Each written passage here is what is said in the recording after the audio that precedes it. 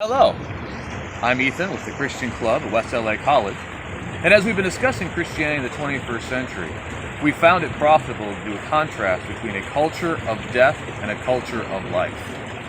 And we begin with a culture of death.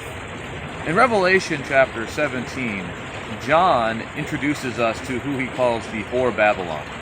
Babylon representing Rome and its power and its empire, and that Rome had caused all the nations of the world to be drunk on the wine of her idolatry and her immorality.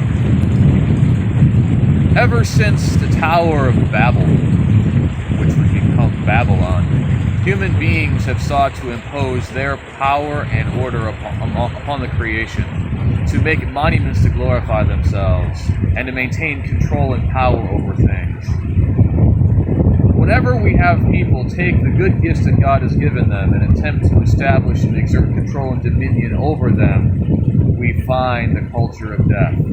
We see the culture of death when we try to control life, when it should begin and when it should end. We see a culture of death when we take our environment and consider it something that we exploit for our usage as opposed to something with which we live and from which we benefit.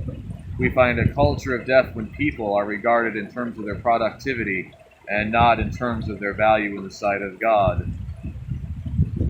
Unfortunately, modern culture, just like Roman culture, was a culture of death, that they left the place a wasteland and called it paradise. Very much how modern culture approaches the world, approaches relationships, and approaches one another. God will judge it, and its end will be just. We again thank you. Have a great day.